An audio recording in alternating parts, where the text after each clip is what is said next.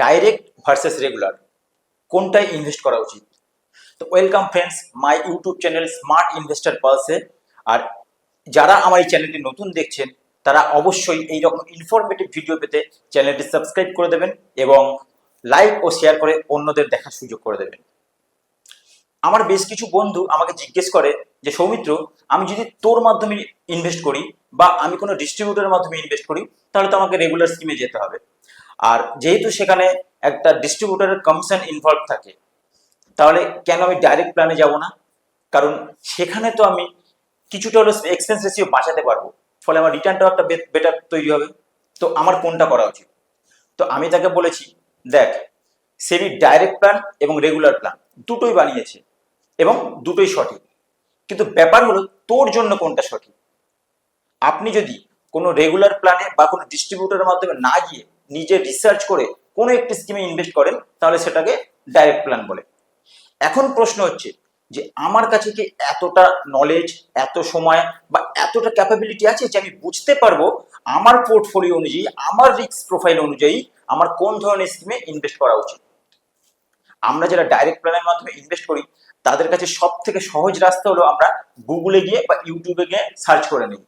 এই যেমন ধরুন, আমি যদি মনে করি কোনো একটা স্মার্টফোন কিনবো, তাহলে আমি ইউটিউব বা গুগলে গিয়ে টাইপ করবো যে বেস্ট স্মার্টফোন আন্ডার 50,000 রুপিস, এবং স্ক্রিনের মধ্যে হয়তো 10 থেকে 12টা ফোন দেখিয়ে দেবে এবং তার মধ্যে থেকে আমি কয়েকটা ভিডিও দেখবো, দেখে আমি বুঝে যাবো যে আমার কোন ফোনটা আমার জন্য সঠিক বা আমার কোন ফোনটা কেনা উচিত।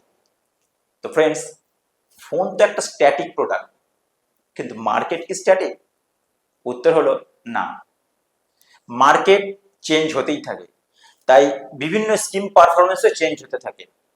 আপনাদের দেখাই, এই যেমন ধরুন কেউ যদি 2010 থেকে 12 এই 3 বছরের বেস্ট পারফর্মিং ফান্ড সার্চ করতো, তাহলে ধরুন স্কিম এ তার সামনে একটি বেস্ট পারফর্মিং ফান্ড হিসেবে নাম্বার 1-এ দেখাচ্ছে, এবং তিনি যদি সেই ফান্ডে ইনভেস্ট করে থাকতেন তাহলে আগামী 3 বছরে সেই ফান্ডের র্যাঙ্ক ছিল 123। আর ব্যাপারটা এইরকম নয় এই ভুল করে ভুলটা একবারই হয়ে গিয়েছে। একইভাবে কেউ যদি 2011 থেকে 13 টপ পারফর্মিং ফান্ড থেকে ইনভেস্ট করতো, তাহলে নেক্সট 3 ইয়ার্সে সেই টপ পারফর্মিং ফান্ডের র্যাঙ্ক ছিল 172। সিমিলারলি 2017 টু 19 ইয়ার্সে এই 3 বছরের মধ্যে কেউ যদি নাম্বার 1 ফান্ড থেকে ইনভেস্ট করে থাকতো, তাহলে আগামী 3 বছরে সেই নাম্বার 1 ফান্ডের র্যাঙ্ক ছিল 250। তার মানে বোঝা যাচ্ছে যে আপনার টপ মোস্ট পারফর্মিং ফান্ড ফিউচারে গিয়ে বটম মোস্ট কোয়ার্টাইল পারফর্মিং ফান্ডে নেমে যেতে পারে। তার মানে আমি বলতে চাইছি যে উইনার্স কিপ চেঞ্জিং। ব্যাপারটা এমন নয় যে আপনার ফান্ডটা খুব ভালো, যে ফান্ডটা খুব ভালো পারফর্ম করছিল হঠাৎ করে সেই ফান্ডটা খুব খারাপ পারফর্ম করছে।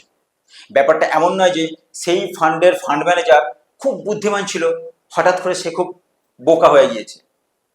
প্রত্যেক ইকোনমিক এনভায়রনমেন্ট অনুযায়ী, প্রত্যেক ইকোনমিক বিজনেস সাইকেল অনুযায়ী আলাদা আলাদা ফান্ড পারফর্ম করে। আর এইটা বোঝার কাজই হলো আপনার অ্যাডভাইজারের। সে বুঝতে পারবে যে কখন মার্কেট বুলিশ যাচ্ছে বা কখন মার্কেট বেয়ারিশ যেতে পারে। সে বুঝতে পারে যে কখন মার্কেট কারেকশনের দিকে যেতে পারে এবং সেই অনুযায়ী সেই ক্লায়েন্টের রিস্ক প্রোফাইল অনুযায়ী তাকে কোন স্কিমে কখন কিভাবে ইনভেস্ট করানো উচিত। তো আমি যদি ব্যাপারটা সামারাইজ করি এবং আমি শুধুমাত্র ফ্লেক্সি ক্যাপ নিয়ে ডিসকাস করি, তাহলে দেখা যাবে যে টপ 5 ফ্লেক্সি ক্যাপের রিটার্ন অ্যাভারেজ 16.9% এবং বটম 5 ফ্লেক্সি ক্যাপের রিটার্ন ওই রেগুলার প্ল্যানে অ্যাভারেজ 10.2%। আর এটাই যদি আপনি ডাইরেক্ট প্ল্যানে ইনভেস্ট করতেন তাহলে তার রিটার্ন গিয়ে দাঁড়াতো 10.9%।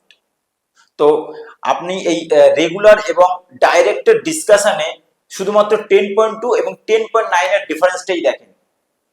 আপনি এটা বুঝতে পারেন না যে একজন অ্যাডভাইজার অন অ্যান অ্যাভারেজ আপনাকে 16.9% রিটার্ন বানিয়ে দিতে পারে, যেখানে আপনি শুধুমাত্র 10.9%-এর মধ্যে সীমাবদ্ধ থাকছেন, কারণ আপনি শুধুমাত্র বেস্ট পারফর্মিং ফান্ডে ইনভেস্ট করার কথা ভাবেন। আর এর ফলে আপনার ডিফারেন্সটা 6%-এর গিয়ে দাঁড়ায়। আর এই 6% ডিফারেন্সটাই অনেক বড় দেখাতে পারে যদি আপনি লং টার্মে অর্থাৎ 10, 15, 20 বছরের জন্য ইনভেস্ট করেন। তো আপনি শুধুমাত্র 0.5% বা 1% এক্সপেন্স রেশিও দেখতে গিয়ে বা এক্সপেন্স রেশিওর কথা চিন্তা করতে গিয়ে আপনি যে লসটা করেন সেটা লং টার্মে গিয়ে আপনি একটা হিউজ অ্যামাউন্ট লস করেন ডাইরেক্ট প্ল্যান থেকে রেগুলার প্ল্যানে না আসার জন্য। তো আমার বলার উদ্দেশ্য হলো যে একজন অ্যাডভাইজার সে NISM 5 এ সার্টিফাইড, সে প্রতিদিন নতুন নতুন ফান্ড ম্যানেজারকে শুনছে এবং সে প্রতিদিন মানে ইন্ডাস্ট্রির বেস্ট সেলস ম্যানেজার বা বেস্ট প্রোডাক্ট ম্যানেজার থেকে ট্রেনিং নিচ্ছে। আর আপনি যদি মনে করেন যে আপনার নলেজ আছে, আপনি মার্কেটকে রিসার্চ করতে পারবেন এবং আপনি টাইম দিতে পারবেন, দিয়ে আপনি আপনার অ্যাডভাইজারকে বিট করতে পারেন, তাহলে অবশ্যই আপনার ডাইরেক্ট প্ল্যানে আসা উচিত। আপনি যদি মনে করেন আপনি প্রতিদিন সেই ফান্ডের ভ্যালু রিসার্চ করতে পারবেন, সেই ফান্ডের পোর্টফোলিও রিসার্চ করতে পারবেন, করে আপনি একটা বেটার রিটার্ন বানাতে পারবেন, তাহলে আপনার ডাইরেক্ট প্ল্যানে আসা উচিত। কিন্তু আপনার যদি মনে হয় যে না, আমি তো একজন চাল বিক্রেতা, বা আমি তো একজন কাপড়ের ব্যবসায়ী, বা আমি শুধুমাত্র একজন চাকরিজীবী, আমার পক্ষে এত টাইম দেওয়া সম্ভব না, বা আমি মার্কেট সম্বন্ধে কিছু বুঝি না, আমি শুধুমাত্র ইন্টারনেট সার্চ করে বেস্ট পারফর্মিং ফান্ড থেকে ইনভেস্টমেন্ট করি, তাহলে আমি বলবো এই ভুলটি কখনো করবেন না। You trust your advisor, he will do a make good job for you. ধন্যবাদ। Mutual fund investments are subject to market risk. Please read the offer document carefully before investing.